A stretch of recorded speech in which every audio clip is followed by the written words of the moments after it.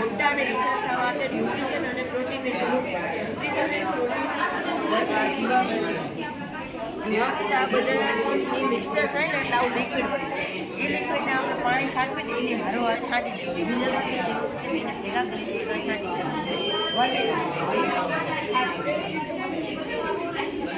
ઓછી પાણી વર્મી કમ્પોસ્ટમાં આવા હોય. વર્મી કમ્પોસ્ટમાં અળસિયા પણ હોય. આ રીતે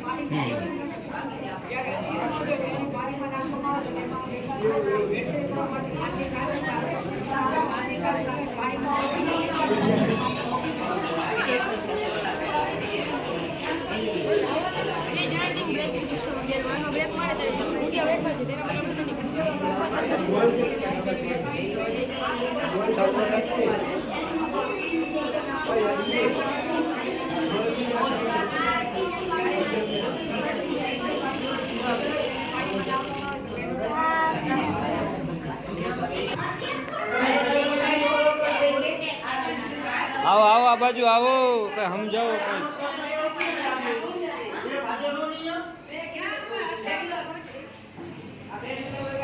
આ શું છે આ? આને શું કરવાનું? એમાં ગ્રીનનેટ બનાવી શકાય, જેમાં બંને મટીરિયલનો ઉપયોગ કરીને આ ફિલ્મ બને, એને ઓગાળીને અને પછી એનો રોલ બને અને એ રોલને પછી આ સ્પ્લિટિંગ મશીનમાં મૂકવામાં આવે. ત્યાં એને બ્લેડ દ્વારા કપાઈને તાર સ્વરૂપે આ તાર બની જાય અને એને ગરમ કરીને લાંબા અને મજબૂત બનાવે. ત્યારબાદ એને પછી લૂઝ મશીનમાં લઈ જાય. ત્યાં એની ગૂંથણની પ્રક્રિયા થાય અને ગ્રીનનેટ બને. આ ગ્રીનનેટના વ્યવહારિક ઉપયોગ.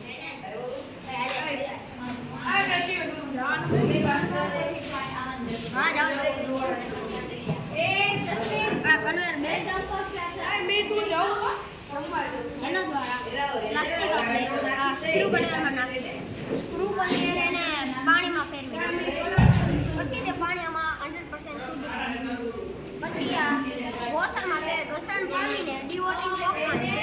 એ ડીવોટરિંગ પંપ તેને આ સ્ક્રૂ કન્વેયરમાં મોકલશે. સ્ક્રૂ કન્વેયર તેને કપમાં રૂપાંતર કરીને આપણી ફાઇનલ પ્રોડક્ટ બનાવશે કપ.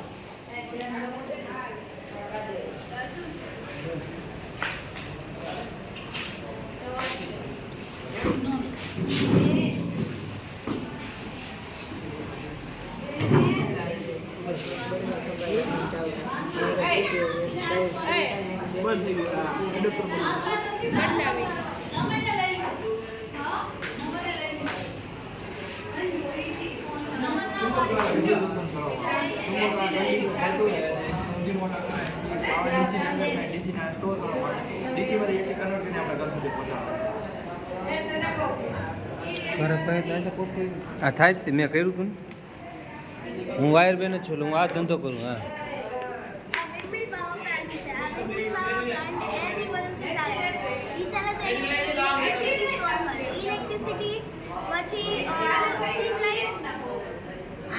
સ્ટ્રીટ લાઇટ્સ અને હાઉસીસમાં પણ યુઝ થઈ શકે છે.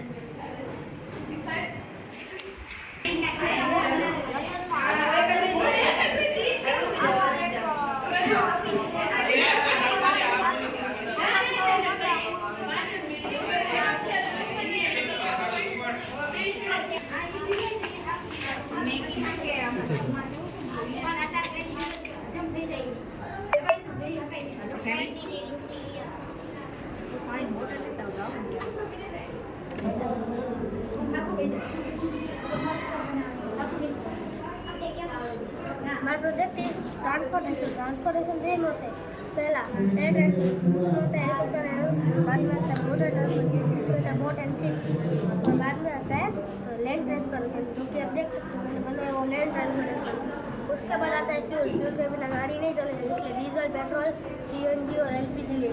और बाद में सीएनजी का फुल फॉर्म होता है compressed natural gas and LPG का फुल फॉर्म होता है liquefied petroleum gas.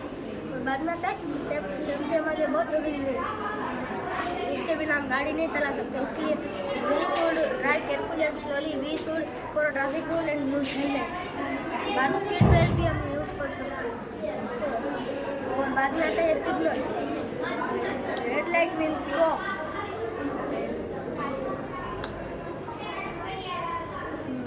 Yellow light means start and ready to start, yellow light, and green light means गो।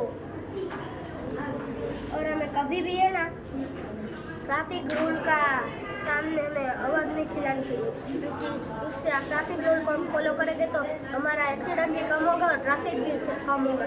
कभी भी ज़ेब्रा क्रॉसिंग पर हमें नहीं अपनी गाड़ी रखनी चाहिए, क्योंकि वरना किसी को रोड पास करना होगा तो कैसे करेंगे।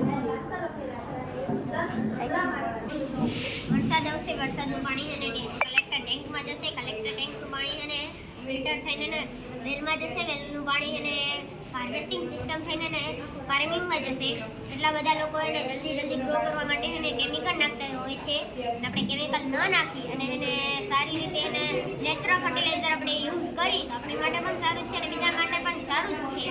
અને એને આપણે પછી શાકભાજી આપણે ખાઈએ જેનાથી એને આપણે દવાઈ લેવી પડે, એ બધું કરવું પડે, બીમાર પડી જાય. અને એ જ વસ્તુ આપણે જોઈને ખાઈ તો આપણી માટે એ દવાઈ ન લેવી પડે, તબિયત ખરાબ ન થાય. પછી દવાઈ આપણે ખાઈ અને એને આપણી તબિયત વધારે ખરાબ થાય અને એને પછી આપણે દવાઈ લઈએ તો આયુર્વેદિક લેવી જાય. થેન્ક્સ. યાંત્રિક ઉર્જાનું વિદ્યુત ઉર્જામાં રૂપાંતર બનાવવા માટે ચુંબક, સોલેનોઇડના બે ગૂંચળા તથા વાયર અને યંત્રની જરૂર હોય છે. આ જ્યારે ગોળાકાર ચુંબકને કાપવામાં આવે અને તેને આ પ્રકારે ફેરવવામાં આવે ત્યારે બાજુમાં રહેલા સોલેનોઇડ તેના સાથે પ્રક્રિયા કરી વાયરોને વિદ્યુત પહોંચાડવામાં મદદ કરે છે. અત્યારે ઔદ્યોગિકરણના વધારાના કારણે કૃષિ માટે જે પ્રાપ્ત જમીન છે એમાં દિવસે દિવસે ઘટાડો થઈ રહ્યો છે. ઉપરાંત વધતી જતી વસ્તી છે તેના બધાના ખોરાકની જરૂરિયાત પૂરી પાડવા માટે આપણે ઓછી જમીન જેટલી પ્રાપ્ત છે તેમાં વધુમાં વધુ કેવી રીતે આપણે એક ખેતર છે એની પ્રાવીને બીજું અને આવીને બીજું તૈયાર કરીને એક જ જમીનને આપણે વધુ પાક લઈ શકીએ છીએ. ઉપરાંત દિવસ દરમિયાન સૂર્યપ્રકાશની હાજરી હોય ત્યારે પ્રકાશિત થાય, પરંતુ રાત્રિ દરમિયાન આપણે એલઈડી લાઇટના ઉપયોગ દ્વારા દિવસ જતે જ વનસ્પતિની વૃદ્ધિ અને વિકાસ કરાવી શકીએ છીએ, જેથી આપણને ઓછા સમયમાં અને ઓછી વધુની બચત પ્રાપ્ત થઈ શકે છે. અને જો કૃષિની સાથે ખેડૂત છે તે કૃષિની સાથે સાથે પશુપાલન કરશે તો પહેલાં તો પશુઓ છે એમને આશ્રય મળી રહેશે રહેવા માટેનો. પછી જે આ ખેતરમાં જે નીંદણું છે એનો આપણે બગાડ ન કરતા આ લોકોના ઘાસચારામાં ઉપયોગ કરી શકીએ. પછી આ લોકોના જે મળમૂત્ર દ્વારા જે કુદરતી ખાતર અને જંતુનાશક. મારું નામ છે જાદવની સુરતમાળ સ્કૂલ તરફથી મારો પ્રોજેક્ટ લઈને આવી છું, તેનું નામ છે ટેબલ કાર્ડબોર્ડ. જો તમારા ઘરે કોઈ પણ નાનો બાળક હોય અને તેને ઘડિયા શીખવામાં તો મુશ્કેલી પડતી હોય તો આ 1 થી 15 ઘડિયાના ડાયરેક્ટ આન્સર લખેલા છે અને 1 થી 10 ક્રમ આપ્યા છે. હવે આ બેનો ગુણાકાર કરો. 8 6 48 એટલે ડાયરેક્ટ ખાનું બને ચોરસ તે આપણો જવાબ. મેં 1 થી 15 બનાવ્યા છે, તમે તમારા ઘરે 20 25 બનાવી શકો છો. અને આ બાળકને એક ગમત જેવું લાગે છે, તેથી તે ગમત સાથે જ્ઞાન મેળવી શકે છે. અત્યારના જીવનમાં શું છે પરિવર્તન આવી ગયા દર્શાવે છે. પહેલાં જોઈએ તો પહેલાં બાળકો નવી નવી રમતો રમતા, અત્યારે મોસ્ટ ઓફ બધા મોબાઈલ રમે છે, જેના કારણે તે માનસિક રોગોથી જાય છે. કેટલાક તો આત્મહત્યા પણ કરે છે. પહેલાં જોઈએ તો સામૂહિક ભોજન કરતા, અત્યારે કોઈ પાસે સમય નથી કે ભેગા મળીને બધા બેસી શકે જમવા. પહેલાં બધા દેશી ખોરાક ખાતા, અત્યારે પિઝા, પાણીપુરી, બર્ગર જેવા ફાસ્ટ ફૂડ જેના લીધે શરીર બગડે છે. પહેલાં વ્યસનો હતા ઓછા હતા, અત્યારે તો નાના ઉંમરના છોકરાઓ પણ વ્યસનો કરે છે, જેના કારણે તેને કેન્સરની ભયાનક બીમારી પણ થઈ શકે. આ પણ કહી શકીએ હવે સ્તનગન કહેવાય. 440 કિમી ઝટકો લાગે અને 3 વોલ્ટેજ ડીસી અંદર ઇનપુટ યુઝ કર્યું છે, જેનાથી આખું હાલે છે.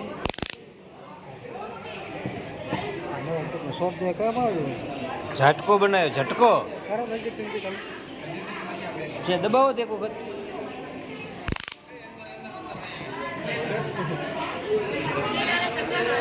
આજુબાજુ જ્યાં ચંદ્ર પડે છે ત્યાં તે ફરતો સૂર્ય અને પૃથ્વી વચ્ચે આવી જાય ત્યારે કિરણ થાય છે.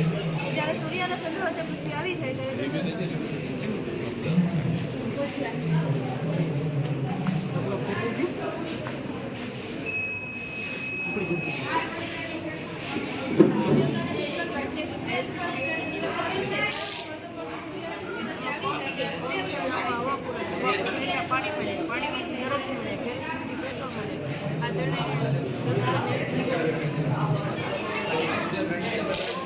સ્પીડ પડે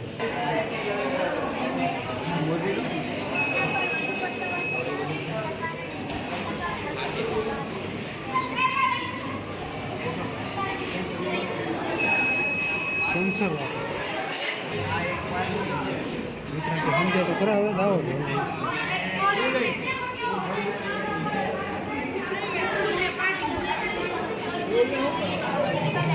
ટર્બાઇન છે કોઈ કાર કે ઓટોમોબાઈલ વગેરે છે અત્યારે જે વિન્ડ ટર્બાઇન છે એ ફરશે અને ઇલેક્ટ્રિસિટી જનરેટ થશે અને ઇલેક્ટ્રિસિટી આ બેટરીના અંદર સ્ટોર થઈ જશે અને રાત્રે આપણે એ જ ઇલેક્ટ્રિસિટીને આ સ્ટ્રીટ લાઇટમાં યુઝ કરી શકીએ છીએ અને જ્યારે સનલાઇટ લાગુ પડે ત્યારે સ્ટ્રીટ લાઇટ બંધ થઈ જશે એનાથી આપણે ઇલેક્ટ્રિસિટીનો બચાવ કરવો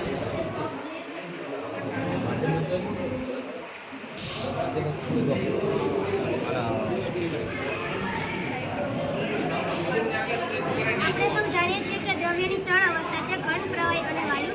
આ દ્રવ્યની ચોથી અવસ્થા છે પ્લાઝ્મા. પ્લાઝ્મા એક એવી અવસ્થા છે જે વાયુમાંથી આયન બની જાય છે અને વિદ્યુત પ્રવાહ પસાર કરવા લીધે આ વાયુ આયનીકરણની ક્રિયાથી વિકરાકરણ કરી પ્રકાશિત થવા મદદ કરે છે.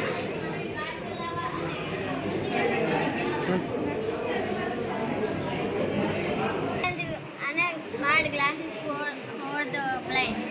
જ્યારે અંધ વ્યક્તિ ચશ્મા પહેરે ત્યારે તેની સામે કોઈ પણ વસ્તુ આવે એટલે બઝરમાંથી અવાજ આવે છે. જ્યારે તે વસ્તુ હોય જ્યારે બઝરમાંથી અવાજ આવતો નથી, માટે આ ચશ્મા અંધ વ્યક્તિઓ માટે કામ આવે છે. ચશ્મા પહેરે ત્યારે તેની સામે કોઈ પણ વસ્તુ આવે બઝરમાંથી અવાજ આવે છે. જ્યારે તે વસ્તુ હોય ત્યારે બઝરમાંથી અવાજ આવતો નથી, માટે આ ચશ્મા અંધ વ્યક્તિઓ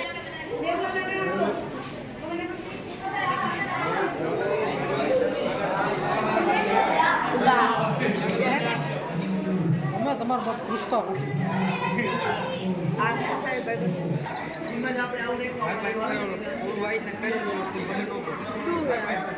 ગરમ લાગે ગરમ લાગે સરસ સરસ આવડે આગળ વધતા રહો કરતો કરો ચાલુ પૂરા ચાલુ કરતો અમે તું